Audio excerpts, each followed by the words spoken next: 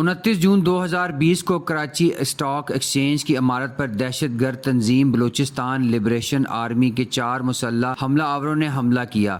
حملے میں 3 security guard اور 1 پولیس سب انسپکٹر ہلاک ہوئے، جبکہ 7 افراد زخمی ہوئے۔ چاروں حملہ آور دہشت گردوں کو پولیس نے عمارت میں داخل ہونے سے پہلے ہی ہلاک کر دیا تھا۔ بلوچستان لبریشن آرمی افغانستان میں قائم ایک دہشت گرد تنظیم ہے۔ 2000 سے اس تنظیم نے پاکستانی فوجی دستوں، پولیس، صحافیوں، عام شہری، اساتذہ اور تعلیمی اداروں پر بہت سارے حملے کیے ہیں۔ بلوچستان لبریشن آرمی کو پاکستان، برطانیہ اور امریکہ نے ایک دہشت گرد تنظیم کے طور پر نامزد کیا ہوا ہے۔ BLA ایک ہندوستانی پراکسی ہے اور افغانستان کے شہر قندھار اور جلال آباد میں موجود ہندوستانی قونصل خانہ پاکستان کو غیر مستحکم کرنے کی کوشش میں BLA کو اسلحہ، تربیت اور مالی امداد فراہم کرتا ہے۔ جب مودی نے 2014 میں حکومت بنائی تو IB کے سابق ڈائریکٹر اجیت ڈوول کو ہندوستان کا قومی سلامتی کا مشیر مقرر کیا گیا۔ اس کے کچھ عرصے کے بعد ایک تقریر کرتے ہوئے اجیت ڈوول نے پاکستان سے نپٹنے کا طریقہ بتاتے ہوئے کہا، ہمیں اپنی حکمت عملی کو ڈیفینسو سے ڈیفینسو اوفینسو میں بدلنا ہوگا، اور ڈیفینسو اوفینسو کی وضاحت کرتے ہوئے اس کا کہنا تھا، ڈیفینسو اوفینسو میں ہم پاکستان کی داخلی کمزوریوں پر کام کریں گے۔ یہ کمزوریاں معاشی ہو سکتی ہیں، یہ داخلی سلامتی ہو سکتی ہیں، یہ سیاسی ہو سکتی ہیں، بین الاقوامی سطح پر یہ ان کی تنہائی ہو سکتی ہے، یا یہ کچھ بھی ہو سکتا ہے، یا افغانستان میں ان کی پالیسیوں کو شکست دینا ہو سکتا ہے۔ ان کے لیے داخلی سیاسی توازن یا سلامتی کا انتظام سنبھالنا مشکل کیا جا سکتا ہے۔ میں ان تفصیلات میں نہیں جا رہا ہوں۔ 2016 میں کلبھوشن یادو نامی ایک ہندوستانی جاسوس کو پاکستانی فوج نے بلوچستان میں گرفتار کیا تھا، جب وہ حسین مبارک پٹیل کے جعلی پاسپورٹ اور جعلی شناخت پر ایران سے پاکستان داخل ہونے کی کوشش کر رہا تھا۔ یادو نے ایک ویڈیو میں اعتراف جرم کرتے ہوئے کہا کہ بھارتی خفیہ ایجنسی را پاکستان کو غیر مستحکم کرنے میں ملوث ہے۔ اس نے یہ بھی کہا کہ وہ ہندوستانی بحریہ کا حاضر سروس آفیسر ہے اور را کے کہنے پر پاکستان میں جاسوسی کر رہا تھا۔ ہندوستانی حکومت نے یادو کو بحریہ کے سابق آفیسر کی حیثیت سے تسلیم کیا، لیکن اس کے ساتھ کسی بھی موجودہ روابط کی تردید کی اور دعویٰ کیا کہ پاکستان نے اسے ایران سے اغوا کیا ہے، تاہم ہندوستانی دعووں کی آسانی سے نفی کی جا سکتی ہے۔ یادو کی گرفتاری کے بعد ہندوستان کی مشہور نیوز ویب سائٹ دی کوئنٹ نے ایک سٹوری چھاپی جس میں ہندوستانی انٹیلیجنس ایجنسی را کے حاضر سروس اور ریٹائرڈ آفیسرز نے تسلیم کیا کہ یادو واقعتاً بلوچستان میں ہندوستان کی جاسوسی کر رہا تھا، تاہم حکومتی اور عوامی دباؤ کی وجہ سے کہانی کو فوری طور پر حذف کر دیا گیا تھا، لیکن اس سٹوری کا ایک آرکائیو ورژن ابھی بھی دیکھنے والوں کے لیے دستیاب ہے۔ انڈین ایکسپریس کے لیے تحریر کرتے ہوئے ہندوستان کے ایک سینئر صحافی کرن تھاپر نے سنگین سوالات اٹھائے جو بھارتی دعووں کی نفی کرتے ہیں۔ تھاپر نے اپنے مضمون میں لکھا، پہلے یادو کے پاس 2 پاسپورٹ کیوں ہیں، ایک اپنے نام پر اور دوسرا حسین مبارک پٹیل کے نام؟ دوسرا پاسپورٹ اصل میں 2003 میں جاری کیا گیا تھا اور 2014 میں تجدید کیا گیا تھا۔ پاسپورٹ نمبر E69347666 اور L96307222 ہیں۔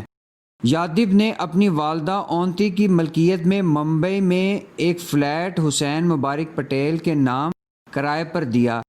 وہ اپنی ماں کا فلیٹ کرائے پر دینے کے لیے جعلی شناخت کیوں استعمال کرے گا؟ اگر پاکستان نے یادو کو ایران سے اغوا کیا تو کیا ہمیں یہ پوچھنا نہیں چاہیے؟ کیا اس سے یہ سوال پیدا نہیں ہوتا کہ یادو میں ایسی کیا خاص بات ہے جو پاکستان نے اسے اغوا کیا؟ آخر ایران میں 4000 ہندوستانی ہیں، کسی اور کو بھی اغوا کیا جا سکتا تھا۔ انڈین ایکسپریس اور ایشین ایج کا کہنا ہے کہ یادو کی پاکستانی منشیات فروش عزیر بلوچ کے ساتھ روابط ہے۔ کیا یادو نے اسے دھوکہ دیا اور اس نے اس کو پکڑوا دیا؟ آخر یادو کو بلوچ کی گرفتاری کے 1 ماہ بعد گرفتار کیا گیا تھا۔ دا انڈین ایکسپریس کے مطابق 2010 اور 2012 کے درمیان یادیو نے را میں شمولیت کے لیے 3 بار کوشش کی۔ را کے سابق چیف اے ایس دولت نے کہا ہے کہ یادیو جاسوس ہو سکتا ہے۔ اے ایس دولت کا مزید کہنا ہے کہ اگر وہ حکومت میں ہوتا تو وہ اس بات کو مشکل سے ہی تسلیم کرتا کہ یادیو جاسوس ہے۔ فرنٹ لائن کے ایک مضمون میں ہندوستانی صحافی پروین سوامی لکھتے ہیں، 2013 کے بعد سے بھارت نے خفیہ طور پر پاکستان کے خلاف ایک ایکشن پروگرام بنایا ہے، جس کی ابتدا قومی سلامتی کے مشیر اجیت ڈوول نے کی تھی اور اب را کے انیل دسامہ چلا رہے ہیں۔ ان کے بقول اس پروگرام میں بے مثال کامیابی حاصل ہوئی ہے۔ ہندوستانی اخبار دی ہندو نے 2019 میں ایک مضمون میں لکھا ہے، یہ بات ثابت ہے کہ ماضی میں بی ایل اے کے کمانڈروں کا ہندوستان کے اسپتالوں میں طبی علاج ہوا ہے، اور یہ بات مشہور ہے کہ بلوچ سرداروں کے مختلف ہندوستانی سیاسی شخصیات کے ساتھ پرجوش ذاتی تعلقات ہیں۔ بھارتی فوج کے ریٹائرڈ میجر گورو آریہ نے حال ہی میں قومی ٹیلی ویژن پر اعتراف کیا کہ وہ بلوچستان کے بگٹی مری مینگل کے سرداروں سے رابطے میں ہیں، اور میرے پاس ان کے فون نمبر ہیں اور میں ان سے روزانہ رابطہ کرتا ہوں، اور یہ کہ وہ پاکستان پر حملہ کریں گے، اور اس کے 1 ماہ بعد ہی پاکستان اسٹاک ایکسچینج پر بی ایل اے کے دہشت گردوں نے حملہ کیا۔ ہندوستانی حاضر سروس اور ریٹائرڈ آرمی افسران اور دفاعی تجزیہ کار پاکستان میں پراکسی جنگ کے کھلے عام وکالت کرتے ہیں، اور یہاں تک کہ پاکستان میں پراکسی جنگ کو کامیاب بنانے کا طریقہ بھی تجویز کرتے ہیں۔ بلوچستان کی آبادی 12 ملین سے زیادہ ہے۔ یقیناً ہندوستان کو کچھ ایسے افراد ملے ہوں گے جو اپنے صوبے اور پاکستان کو غیر مستحکم کرنے کے لیے تیار ہیں، لیکن بہادر بلوچ عوام اپنے صوبے میں ہندوستان کی پراکسی جنگ کا حصہ بننے سے انکار پر سلامتی کے مستحق ہیں۔ ہندوستانی پروفیسر اشوک سوائن، جو سویڈن کی یونیورسٹی میں امن اور تنازعات کے تحقیق کے پروفیسر ہیں، کا ہندوستانی حکومت اور انٹیلیجنس ایجنسیوں کے لیے ایک مفید مشورہ ہے۔ 2016 میں یوم آزادی کی تقریر کے موقع پر وزیر اعظم مودی کے بلوچستان کے بارے میں تبصرے کے بعد اشوک سوائن نے خبردار کیا کہ بلوچ علیحدگی پسندوں کی کھلی حمایت کشمیری تنازع حل نہیں کرے گی۔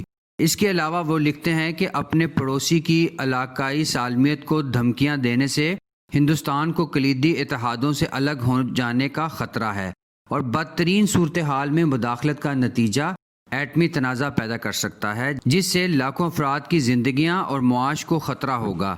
پر مودی جیسے جاہل اور عقل اور شعور سے عاری شخص کو یہ کون سمجھائے؟